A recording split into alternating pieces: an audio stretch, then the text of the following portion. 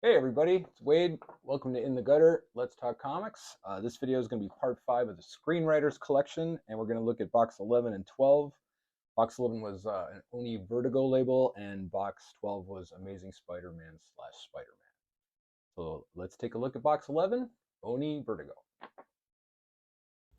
right, this box is Oni books and Vertigo, and also has some random stuff as filler in the back.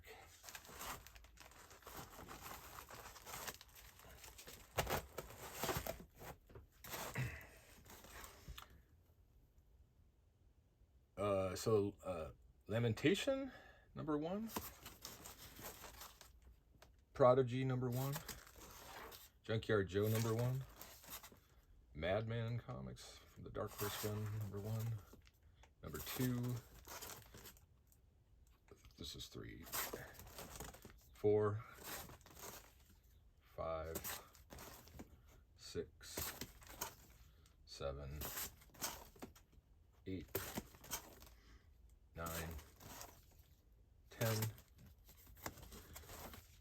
11, it should be 12, yep. 13, 14, 16, Lucky Double number 1, number 2, number 3, number 4, Public Domain number 1, number 2, Little Monsters number 1, Friday number 1, Aerosmith Behind Enemy Lines number 1, I assume. Yeah. Once in Future number 1, Something is Killing the Children number 1, The Me You Love in the Dark number 1, A Town Called Terror number 1, number 2, Basket Heads, is that what this one's called? I forgot, sorry, it's covered up. Number 3. Oh, Basket Full of Heads, yeah, there it is. Number 1, number 2, number 4, The Lola Woods, number 1, number 2, I assume number 3, yep, and number 4, Spawn 311, The Lost Boys number 1, number 2, 3, 4, 5, 6, Kaiju Score number 1, The Eltingville Club, don't see a number, Dork number 6, Eltingville Club. Oh, where are the numbers on this? The Twilight Children number 1, number 2, Dr. Spectre number 1, The Sixth Gun number 1, number 2, number 3, number 4, Nice House on the Lake number 1, number 2, number 3, number 4, number 5, number 6, number 7, number 8, number 9, 10, Hex Wives 1, Flinch number 11, Strange Sports Stories number 1, Art Ops number 1, American Vampire number 1, number 2, 3, Collider number 1, The Wake number 1, 2. There's Wake 1. The Wake number 3. Ignition City number 1. Starstruck 1. Spawn number 50. Spawn Bible 1. Border Town number 1. Number 2. Survivors Club number 1, signed by what's that? Lauren Bukes and Dale Halderson. Doom Patrol 1, Savage Things 1, 2, Coffin Hill number 1, number 2, I think, yeah, 3, 4, 5, 6, 7, Imaginary Friends number 1, nope, number 2, and this is number 1. DC Reads Trinity number 2, DC Nation number 0. Wow, this is weird. Fantastic Force number 1, Cinema Purgatorio number 1, Old Man Jack action figure edition number Big Trouble in Little China. Can't tell the number. A Tour number 1, Letter 44 number 1, Frenemy of the State number 1, number 2, Stumptown number 1, number 2, number 3. Alright, I'll save these because they're not bagged or boarded. And Stumptown number 4.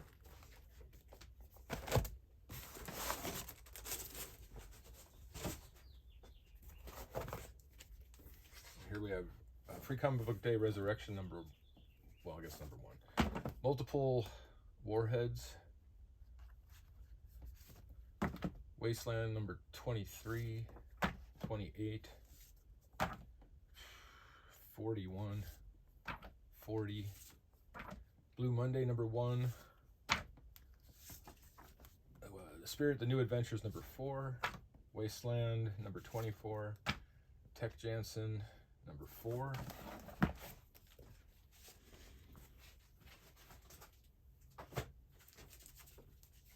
Amazing Spider-Man number 25 with the Scotty Young variant cover.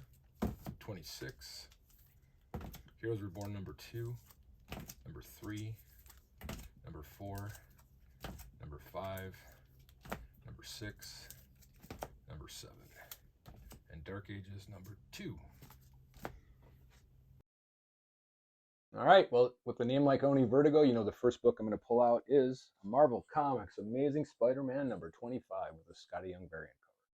There are a lot of Scotty Young variants in this collection. I'm excited to see them all. And then Dark Horse, Madman Comics, Mike Allred's. This is some really strong stuff. The early things published by different publishers, changed hands a few times. Always a really strong showing for Madman, one of my personal favorites. Something I was really happy to get into, I was about 16 issues into, or I'm sorry, there were about 16 issues of Something is Killing the Children that had already come out when I discovered it. So I read the trade paperbacks and jumped on the House of Slaughter series. So I was excited to see a first issue of Something is Killing the Children number 1 by James Tynion. It's very, very cool. If you haven't read it, I feel like this is one of the better horror stories I've read in a long time. Something I was less familiar with but looked pretty interesting is the Once and Future series from Boom. This is issue number 1. I believe it has something to do with something from the King Arthur era being brought into the present, so I'm going to have to check that out. And very sad, but I thought was kind of significant, was Spawn 311 with a Chadwick Boseman memorial cover. Pretty strong stuff from Todd McFarlane. And then there's a ton of nostalgia stuff in this series, and this one wasn't lost on me with The Lost Boys, one of my favorite go-to video rentals of the old days and cable favorites. And I've probably seen this movie 30 times, if I have to admit that. Another one I'm looking at reading is Kaiju Score, which I'm a Kaiju fan, and apparently this is a excuse me, mashup of giant fighting monsters and a criminal heist of some sort. So I'm looking forward to checking that out. One of my favorite individual comic book stories I've ever read was Bring Me the Head of Boba Fett by Evan Dorkin. and this was in Dork number 6. I don't know if if you haven't read the story. It's basically about these guys who have a trivia contest to see who has the right to purchase a 10-inch Boba Fett figure.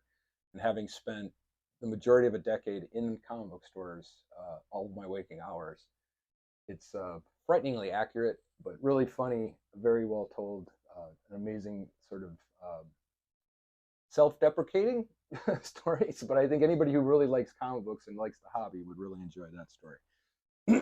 Excuse me. Six Gun, I believe, is optioned. I don't know much about it. I think it has to do with sort of a almost like a Lord of the Rings concept where there's 6 magic guns and 5 of them are given to certain people and the 6th one's missing. I read a little synopsis. This seems like something I would definitely want to read and check out. And another tie-in story that is done for DC Black Label, which is Nice House on the Lake. This one I was, again, I missed the beginning of this story, so I read it in the trades. So I'm really happy to have the original comics in my possession. This one's a really cool sci-fi slash horror story, more on the sci-fi side, I think. And it's one of those stories that you're not really quite sure what's going on as it starts, and as it starts to reveal itself, it's pretty amazing. So I recommend checking this out as well. And then just because Rashida Jones wrote it, and I had no idea she was, I know she's very prolific and does a lot of things. I didn't know she wrote a comic. So Frenemy of the State, featuring Rashida Jones. So that was among the highlights of box 11. Let's take a look at box number 12, which features The Amazing Spider-Man and other Spider-Man titles. All right, this box is Amazing Spider-Man.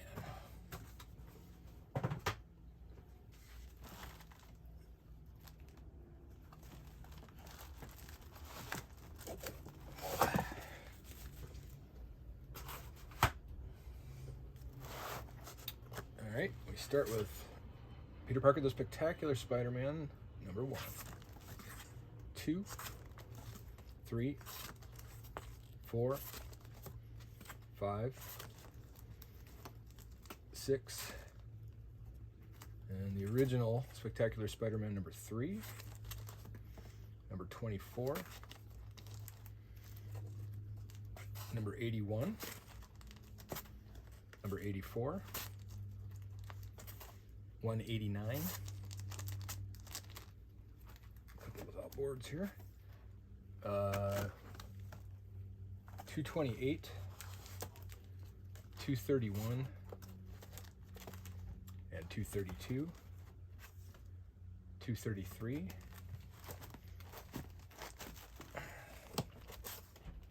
240, 259, signed by John Romita, nice. 234, 241, 246, 250,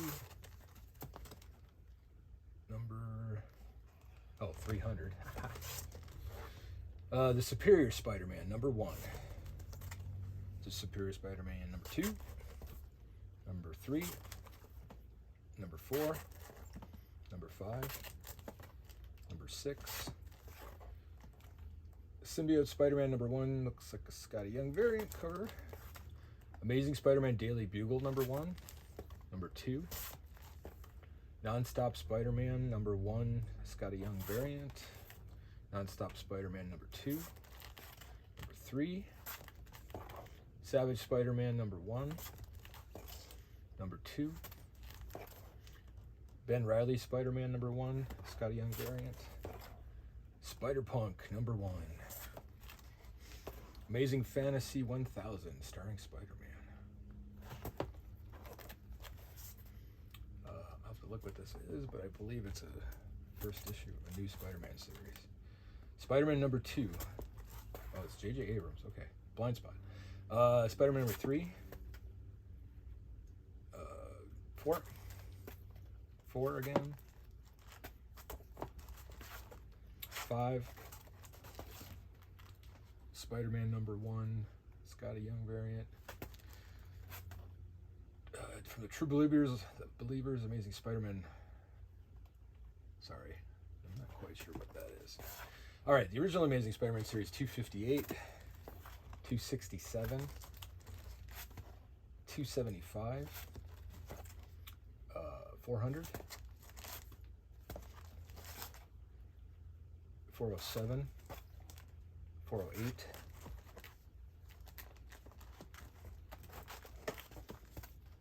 410, 411, 412, 415, 416, 417,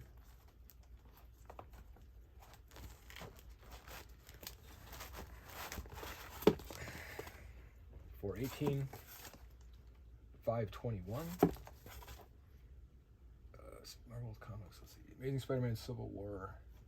Oh, it's just a tie-in. 533, sorry, 534, 535, 536, 537, 538, 539, 539, 540,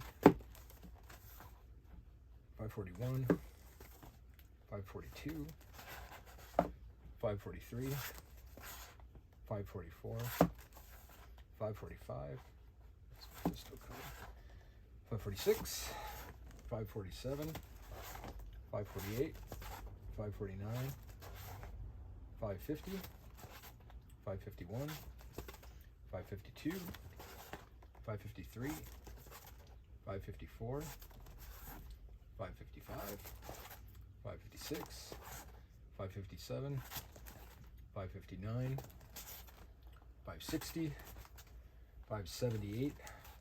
Looks like it's signed by Mark Waid. 579, 583, 600, 601. That's a famous cover. 611. Amazing Spider-Man the Gauntlet. 612, 613, 614, 615, 616, 617, 618, 619, 620, 630, 631, 632, 633, 648, 649, 650, 651, 654.1, 655, 656, 657, 666, 667, 668, 669, 670, 671, 672, 673, Amazing Spider-Man First Spectacular Issue, January 1999. That's Reborn. Amazing Spider-Man 36, 677, 680, 681, 682, 683, 684, 685, 686, 687, 688, 689, 690, 691, 692, 693, 94, 695, 96, 697, 698, 699, 700. Amazing Spider-Man 9, Scotty Young variant. Spider-Verse Amazing Spider-Man Part 2, number 10. I guess it's Spider-Man number 10. Amazing stuff. 11, 12, 13, 14. Amazing Spider-Man World's Greatest Superhero, number 1. Spider-Verse. And this is 15. Another series. One more stack.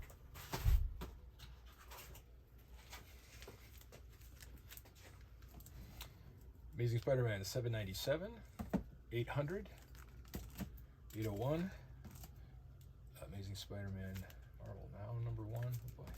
Another number 1. Number 2. Number 3. Number 25. Number 49. Oh, Bruce Timm. Number 61. Number 75. Spider-Verse 1. 2. And Amazing Spider-Man 1. And Learning to Crawl 1.1. So every time you buy a collection, you get to the Amazing Spider-Man box, and it's like the best chocolate in a box of assorted See's candies. And I've had the pleasure of owning, I don't know, probably every Spider-Man, every Amazing Spider-Man. I think I had from like 5 up to current, up to the year 2000, off and on multiple times in my career. And one of the most fun, I bought a very large collection. It's like 20 long boxes or something. And the entire price was based on this run of Silver Age Spider-Man or Amazing Spider-Man that this guy had that started, I think, at number 5 and went to like 20 or a broken run. But word got out fast that I had this little run, and a customer who I didn't know really well had come up to me at the store and he said, like, "Can I come back after the store is closed? I want to look at those Amazing Spider-Man." Sure. And he came with cash and he bought them for a fair price. Let's say it's early to mid 90s. But it was still significant, even at the mid 90s price, and it paid for the entire collection of like 20 long boxes in the first transaction. So I was really happy about that because the rest of it went into store stock and it was pretty much pure profit. So if I didn't like Spider-Man before that day, I certainly did after that. So, but we'll start with some of the spectacular Spider-Man. Really interesting. Even the first issue, I think, is a little undervalued. But having this being the parallel Spider-Man series that ran with Amazing going back so as long as it did, it just doesn't have as much impact. But cool nonetheless. So number 3 is the first appearance of Lightmaster. Maybe that's why it wasn't quite as popular as the Amazing Spider-Man. But I think if you wanted to put a run of these together, it would be a collection I would be proud of. And then we have number 24. This one has the first Hypno Hustler, which has some, I read about some MCU spec, Donald Glover, some other, Eddie Murphy's name was thrown around. I don't really know what's going on, but it is a very cool 1978 Hypno Hustler first appearance. And moving into the more modern age, it was a signed copy of Spectacular Spider-Man 259, signed by John Romita. Got that. And we can't have a showing without a Scotty Young variant cover. This is a cool black costume symbiote Spider-Man number 1. Really nice design, almost a negative space issue. Not even almost, it is a negative space cover. And another one is Ben Reilly Spider-Man number 1 with the Scotty Young variant cover. The forced perspective of the web. Very cool. And then in his first solo title, Spider-Punk number 1. Character I enjoyed in the new Spider-Verse movie quite a bit, more than I did in the comic, but maybe I'll go back and give it another chance. From the 2016 run, we have a Spider-Man number 1 with, you guessed it, a Scotty Young cover. And jumping to the Amazing Spider-Man series, 258 is the issue where Reed Richards of the Fantastic Four discovers that the black costume that Peter Parker's been wearing is in fact the alien symbiote. So it was a pivotal issue. Number 275 was the Origin of Spider-Man Retold in a Hobgoblin issue. I don't really know why. I guess in the early days, having the origin of the character being retold was a bigger deal because you didn't have access to back issues, right? So if you were reading something that was 200 issues in and you don't really know what the story was, it was important. And I think that concept of the origin being retold for new readers was probably valid through the 80s, but I think then with, obviously comic book collecting and trade paperbacks and just accessibility in general, It seems to have fallen out of favor. But at this point, having an origin retelling is still listed as a key. Amazing 410 is the first Spider Carnage, which is Ben Reilly being possessed by this Carnage. Is he a symbiote too, or just Carnage? I guess he's a symbiote. And then issue 539 of Amazing Spider-Man is the return to a black costume. Back in black. And having next to it is 539 is the second printing, which I discussed earlier. It's kind of cool that second prints are now considered variants, and then their print run is sort of taken into consideration when seeing how rare something is. Amazing Spider-Man number 544 is the start of the One More Day story. And the fact that it's One More Day story is listed as a key reason to collect this book makes me want to read this to find out what it's all about. Pardon me. 550. All right, so this one is the first Lily Hollister as Menace, and I think Menace was was a spec character to be featured in a property, MCU or somewhere.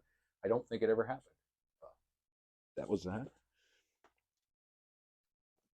Amazing Spider-Man 578 and 579, both signed by Mark Waid. Nice that he signed the black part with a silver pen and the silvery cover with a black pen. That's a pro. All right, the infamous and famous Scott Campbell cover of Amazing Spider-Man 601.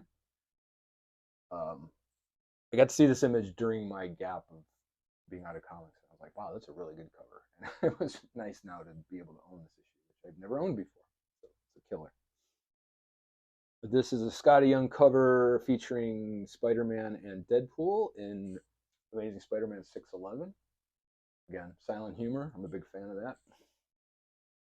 And then there were some costume changes for Spider-Man. Lots of armor and different types of things. So Amazing Spider-Man 650 was his first, the debut of his stealth suit. I'm not sure this tied in at a time when the video game came out, because there were a lot of really cool costumes with different abilities in the video game. It surprised me if it influenced the series or vice versa. Amazing Spider-Man 654.1 is the first solo story of Flash Thompson as Venom. That guy's had an interesting journey. I just pulled this one because I really like the cover. This is Amazing Spider-Man 655. Got a lot of, was that pathos? Get a dictionary before I start doing these videos. And another armor suit type thing is Amazing Spider-Man 656, which is the debut of the MK2 armor. Cool cover. And then in the Humberto Ramos Mary Jane cover with the cool Spider-Man signal iconography. We like that. Moving on to Amazing Spider-Man 692, which is the first Alpha, who is named Andrew Maguire, which was a mashup of Tobey Maguire and Andrew Garfield. I like Easter eggy things like that. And this story I need to read because I truly don't understand it, but Amazing Spider-Man 700, with the death of Peter Parker. And I know there's a tie-in with Dr. Octopus and a rebirth, obviously, so I'm at some point going to have to read through this one because it seems way too historically significant to not have an understanding of what this story was. But it's an amazing mosaic cover. I guess I can go in a little closer. I've never done this before. I apologize if it looks like garbage. But yeah, comprised of many, many, many images in a cool mosaic. So I would like a poster of that. And then the 2015 series of Amazing Spider-Man number 9 with a Scotty Young variant cover with a multi-character mashup. And then same series number 10, Amazing Spider-Man number 10 from 2015 is the first appearance of Spider-Punk in a Spider-Verse story. I mean, ever, according to anyway, I'll move on. Amazing Spider-Man number 1. This is another Scott Campbell cover, but pretty familiar with his wonderful drawings of primarily female figures, but I thought that was a really nice Spider-Man drawing. So, shout out. Well done. And another one of my favorite artists, Bruce Timm, doing Mary Jane in the Amazing Spider-Man number 49. I like her disco ball dress. Pretty cool. And then, so there's been a few series of Spider-Verse, Edge of Spider-Verse. I couldn't even possibly list all the characters that are created in there. So if you like collecting first-time appearances of characters, just keep buying Spider-Verse books. It even says every Spider-Man ever right on the cover. But I pulled out number 1 and number 2 of this series, and I guess this right here is listed as the first Spider-Punk on a cover. So it's got some significance. All right, well, I hope you enjoyed part 5, which was, check my notes here, box 11 and 12. Got a bunch more boxes to dig through and highlights to pull and videos to make. So in the meantime, keep your mind in the gutter.